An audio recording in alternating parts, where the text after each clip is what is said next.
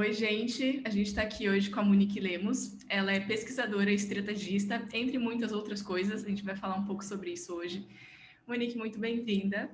Queria que você começasse se apresentando e contando um pouquinho sobre a sua trajetória profissional e as coisas que você fez até hoje. Obrigada pelo convite, uma honra ocupar esse espaço. É, Eu dou a versão longa? Tá por enquanto. E depois a Tá longa. bom. Cara, a minha trajetória profissional é uma grande mistura, mas eu comecei estudando cinema.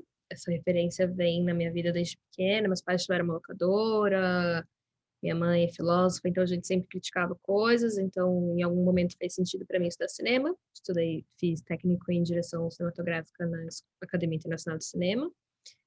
Depois eu tentei estudar administração achando que eu ia salvar o cinema, mas acabei com muitas pesquisas, muitas dúvidas e fui para sociologia e política para dar um embasamento maior ali. E aí, saindo de cinema, comecei a trabalhar com produção. Trabalhei muito tempo com produção de cinema, publicidade e ativação de marca. Quando eu comecei a estudar sociologia política, o curso também era muito estrutural em antropologia. E aí eu comecei a querer misturar as coisas, o jeito de fazer produção começou a ficar meio confuso para mim. É, Achava muito reducionista, e aí comecei a aplicar um pouco antropologia com produção, e fui mudando para esse lugar de pesquisa, de transformar a produção, até chegar aqui nesse mundo maluco que eu tô hoje. Bom, quando a gente entra no seu Instagram, eu vou ter que ler, porque eu não vou saber falar de decor. Tem, assim, uma lista gigante de coisas que você faz. Então, tá lá escrito que você é antropóloga, estrategista, produtora, criativa, pesquisadora cultural, comportamental e de humanidades digitais. Então, assim, já entendi que é difícil de explicar o que você faz em poucas palavras. Então, eu queria saber como que é isso para você? Assim, como que isso faz você se sentir? No começo era uma grande crise, sempre foi uma crise. Hoje em dia eu tô muito mais tranquila com isso. Quando eu estava administração, por exemplo, eu já era toda estranha no meio da administração, e era muito estranho eu ir para entrevistas de emprego e falar que estava fazendo administração para trabalhar com cinema. E a galera chamava, mas você mudou de ideia no meio do caminho? E eu, tipo, não, eu tô somando coisas, não é óbvio, né? Tô te vendendo uma coisa potencializada, um outro background aí. Então, para mim, sempre foi uma crise. Para além de todas essas coisas das quais eu me apresento, também fui maquiadora um tempo, sabe? Muita coisa rolou. Sou maquiadora, né? Naquele jeito de ser, mas aqui não cabe mais no meu tempo, apesar de ser uma profissão e uma paixão. Mas hoje em dia eu tenho mais tranquilidade de somar todas essas coisas, porque elas sozinhas se somam, né? Eu sou uma antropóloga muito mais legal e competente, porque eu consigo pensar a produção, porque eu consigo pensar produtos finais, porque eu consigo pensar comportamento não só de consumidores, mas de públicos em eventos, consigo pensar estratégia, todas essas coisas eu sei fazê-las se conectarem. Então, hoje, para mim, é um super potencial, e se as pessoas não entenderem, paciência, eu continuo me movendo. E como que você vê essa questão de ser generalista em comparação com ser especialista? Acho que você já falou um pouquinho, mas a gente vive numa sociedade que está muito acostumada com você ter uma especialidade, fazer alguma coisa muito única, né? E não ter assim, esse repertório tão grande. Então, qual que é a sua visão em relação a isso? O que você acha que é bom e ruim dos dois lados? Eu acho muito maravilhoso quem tem. Eu acho que não é sobre certeza, mas quem tem uma visão específica sobre, né, seguindo um norte só, gosta muito, sei lá, de ser médico e vai ser isso. Muito difícil, provavelmente, ser médico e mais alguma coisa também, né, porque toma um tempo meio maluco. Como o próprio trabalho se organiza, isso também vai dizer muito sobre o que você consegue ser. Mas eu tenho um olhar muito positivo sobre ser generalista, porque geralmente são pessoas que têm uma curiosidade muito absoluta sobre perseguir vários caminhos, né? E isso não te faz só saber menos sobre alguma coisa. Isso é um olhar muito reducionista sobre o que é ser generalista. Na verdade, você consegue transitar em diversos territórios, consegue olhar sob diversas perspectivas para um problema ou para um projeto ou para qualquer coisa que você vai criar. E eu acredito muito num termo que é nexialistas, que é você também ter muita propriedade sobre todas essas coisas, você de fato ser engajado e muito proprietário de todas essas coisas que você sabe. Porque é isso, conhecimento, ele é o que te produz sentido e é o que você consegue entregar para o mundo, e se você sente é porque está no seu corpo. Então, como é que eu vou dizer que é generalista como se valesse menos, né? É meu, eu consigo te entregar isso, é sobre mim, tá absolutamente no meu corpo. Então, tem um olhar muito positivo. Até esse termo eu trouxe ele uma vez em uma das postagens da Freela School, e assim, foi uma reverberação absurda que eu nem imaginei que fosse ter, porque a galera se identificou muito, mas muito mesmo. Então, eu até fiquei de pesquisar a diferença entre generalista e nexialista, mas não pesquisei. Mas você que é uma pesquisadora talvez saiba explicar, se você souber. Mas eu acho que é muito mais porque hoje como tem muita gente que está se identificando como generalista e ainda tem esse preconceito, é tipo assim, agora eu tenho uma outra caixinha mais legal que ainda não tem preconceito, então deixa eu me encaixar aqui no nexialismo, né? E só resumindo que a definição de nexialista é uma pessoa que consegue navegar por vários lugares e criar nexo entre elas. Então, é daí que vem esse termo. Então, mas aí só perguntando, você acha que você sabe qual é a diferença de generalista e nexialista primeiro? E você acha que tem essa questão de esse preconceito contra pessoas que são generalistas e criar alguma coisa que faça mais sentido? Eu acho que o próprio preconceito sobre o termo generalista, ele tem uma intencionalidade do mercado de trabalho, de achar ruim quem não se encaixa numa vaga específica, e aí é um problema que o RH deveria resolver e não trazer para a gente. Mas a diferença é que é justamente também por essa intenção, por esse olhar muito pejorativo sobre o termo, de que, então, se você não sabe muito uma coisa, você sabe quase nada, então você não serve para isso. Quando, na verdade, o trânsito entre assuntos e saberes é o que te potencializa. Nexialista é uma palavra que dá conta um pouco melhor disso, de dizer que você é aprofundado em mais de uma coisa, que você tem essa propriedade que o termo generalista deixa frouxo ali. Então, é dizer, sim, você é foda em mais de uma coisa. E aí ele positiva esse lugar no mundo, né? Eu acho que não é só um trânsito entre termos, mas é finalmente um termo que nos cabe. É um termo que no final do dia dá orgulho de falar, eu sou. E não, tipo assim, eu tô com meio vergonha de falar, mas eu sou meio generalista, tipo assim, né? E Exatamente. como que você vê essa questão de, enfim, como as pessoas entendem o que você faz? Você acha que tem uma dificuldade das pessoas te contratarem, ou então de você conseguir se vender, pela questão de você ter muitas vertentes de atuação? Sim, tem uma galera que se assusta um pouco. Para mim mesma é meio maluco. Eu transito entre a academia e a publicidade, digamos assim, e aí na academia eu não sou uma grande acadêmica, na publicidade parece que eu não tenho um lugar, mas na verdade eu acho maravilhoso, assim, é porque eu estou transitando em todos eles.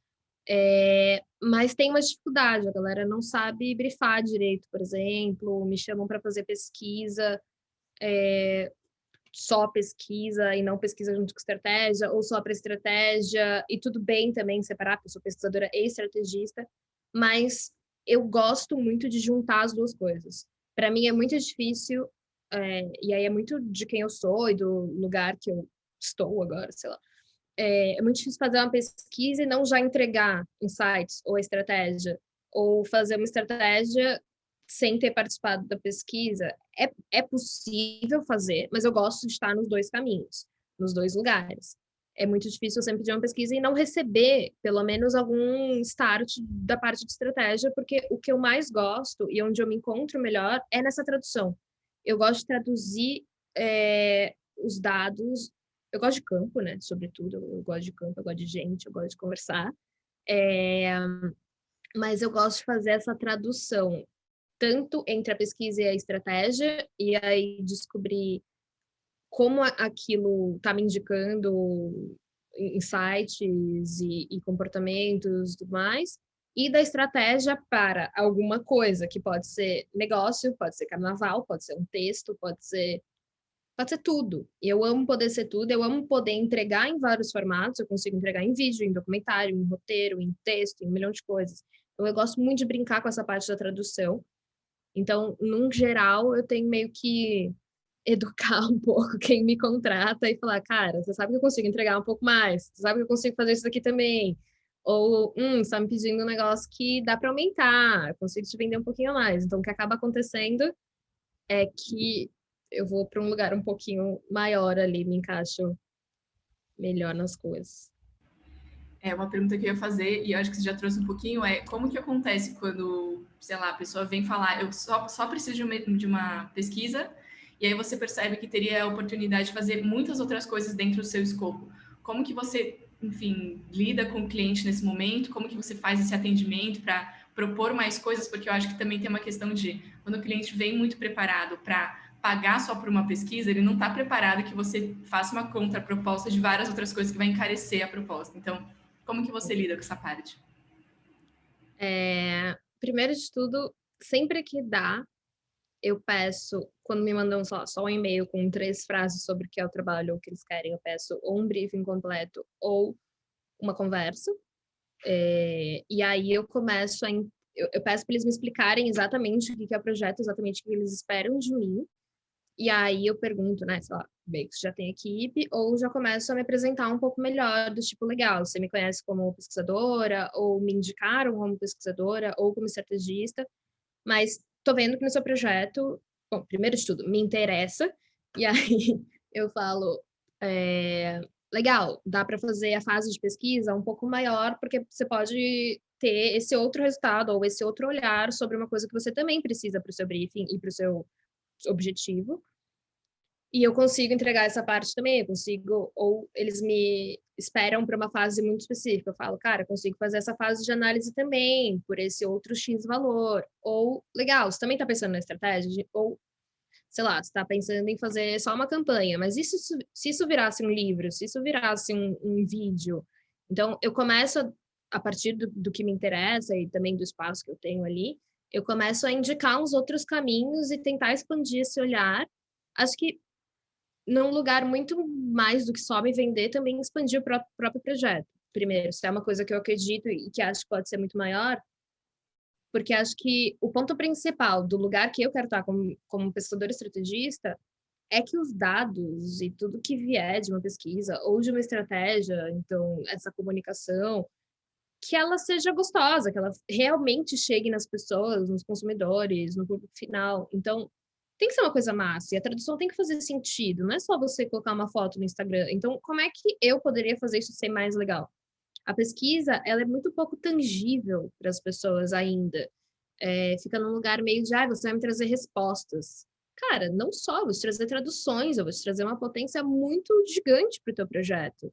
Porque tem muito potencial de tradução que você fica engessado, né? Então, eu faço todas essas frentes meio de educação e de vamos fazer maior? É basicamente um encorajamento também. Uhum. Eu acho que isso é uma coisa que muito importante, assim, que é, enfim, a gente tem o conhecimento que o cliente não tem, a gente tem uma perspectiva muito diferente. Então é isso, né? A gente analisar o problema e oferecer a melhor solução possível, que basicamente é para isso que a gente está sendo contratado, né? Então, não ter medo de propor alguma coisa que talvez seja maior e de receber um não, né? Eu acho que o que importa é a gente resolver o problema da pessoa no final, não é mesmo? Exatamente, porque se eu for fazer só o que ele pediu, legal, vou fazer, vai ficar foda, mas olha só o tanto de coisa que você não tá podendo pegar, né? Exato. E aí, bom, para tentar tangibilizar um pouquinho tudo isso que a gente está falando, talvez as pessoas estejam pensando, meu Deus, mas o que afinal faz Monique para ganhar dinheiro? Então, assim, dá um exemplo de algum trabalho que você fez e tenta explicar como que foi o processo. Ah, fiz muita coisa nessa vida, mas acho que dos mais recentes e que eu tenho gostado mais, a gente está falando um pouco de criação de plataformas de inovação, por exemplo, para uma marca, mas que é um pouco outra marca também. E aí eu entro estou, né, na fase de pesquisa, uma fase bem complexa de pesquisa, de quant, quali, social listening, 1 milhão de métodos, fases extensas de apresentação para o cliente, inclusive, do que aquilo pode ser e de como a gente nivela, então, o nosso pensamento. E aí, sigo na fase de pesquisa para entender, tá, então o que pode ser? Legal, a gente apresenta o que pode ser a partir de uma fase de pesquisa mais densa, com entrevista, com grupo focal, com comunidade online. E aí entra para uma fase de estratégia, que aí, legal, então a gente entendeu que tem que ser isso. E aí a fase de implementação para, tá bom, se a gente entendeu que a gente tem que falar sobre isso, como é que tem que ser essa plataforma? E aí a gente senta de novo com especialistas, faz um sprint, por exemplo, e aí entende, cria mesmo os termos da coisa. Essa plataforma vai ser de X tamanho, vai ser sobre X assuntos de inovação e etc. E eu vou entendendo naquela fase de pesquisa como é que eu traduzo isso para a estratégia e para a própria construção da coisa em si. Fez sentido? Para mim, super fez sentido, mas eu sei que as pessoas elas têm um pouco de dificuldade de entender o que é estratégia, assim. É uma coisa muito doida. Justo. Toda vez que a gente faz algum takeover com estrategista, tem a fatídica pergunta, mas o que você faz como estrategista? Tipo assim, é incrível como as pessoas não entendem. Então, tipo assim, eu costumo explicar como é o passo, né, assim, o pensamento por trás de qualquer coisa que você vai fazer, né? Você sempre tem que pensar o que tem que ser feito. Sim. Então, o que eu entendo é que você tem todo um processo de pesquisar para entender todo o contexto do problema, dos desafios das pessoas, da comunidade, do público-alvo, etc. E a partir disso, traçar um plano, porque a estratégia nada mais é traçar um plano para aquilo ser feito e depois implementar esse plano. Então, assim, para mim faz muito sentido. Eu espero que para quem está escutando também faça muito sentido. Sim. E, bom, tem um caminho específico desse do plano, mas não tem um formato. Eu acho que a galera se perde meio nisso. Não existe um formato, pode ser qualquer coisa, pode ser essa plataforma de inovação, pode ser um negócio, pode ser literalmente o carnaval, pode ser qualquer coisa. Exatamente, é propor uma solução para aquele problema, né? Exatamente. Independente de qual for a solução. E como que, não sei, assim, eu não cheguei a ver se você tem portfólio, essas coisas, e aí sempre tem essa questão também, né? Uma pessoa que faz estratégia, pesquisa, como que vende trabalho? Precisa de um portfólio, um site? Não sei se você já teve, se você tem, como que você faz essa divulgação do que você faz? Semanalmente eu penso que eu adoraria fazer um site, eu penso que eu adoraria fazer um portfólio, mas tem muitos níveis de complicação, né? Geralmente não, eu não assino sozinha as pesquisas, porque geralmente tem uma outra equipe comigo, então não é uma coisa que, sei lá, eu dirigi. Na verdade, sim, né? Coordenei. Mas não sai com o meu nome, sabe? São várias análises e mesmo assim eu não posso publicar o resultado de uma pesquisa. Porque é para uma marca ou é para uma empresa, tem toda uma série de contratos que eu não posso sair publicando as coisas. A mesma coisa para as estratégias, a mesma coisa às vezes para os resultados finais. Então, é muito complicado achar o que eu posso comunicar do meu trabalho, como é que eu posso vender. Acaba que eu vou me conectando com as pessoas. As pessoas são quem pode me vender, quem pode confiar no meu trabalho e acreditar nele.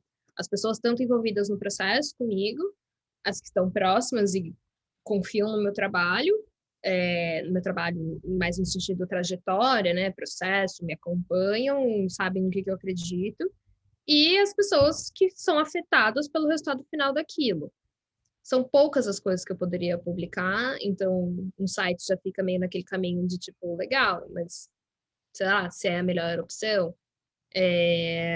Acaba que eu faço isso um pouco mais no Instagram, no LinkedIn, que é onde eu consigo descrever melhor, sem necessariamente publicar coisas, mas eu vou gerando esses outros movimentos que acabam sendo, sei lá, offline, mas não só. Eu acho que basicamente é a sua rede, né? As pessoas que trabalham com você, que te conhecem, que sabem exatamente Sim. o que você faz e que já trabalharam com você. Então, assim, gente, se você está com esse problema, sinto em dizer que talvez não tenhamos um conselho muito além de trabalhe sua rede, né? E faça trabalhos para conseguir mais trabalhos, porque é assim que as coisas acontecem. E eu acho que quem trabalha com coisas do tipo pesquisa e estratégia é o melhor caminho mesmo. Calma que eu me perdi aqui nas minhas perguntas. Lembrei.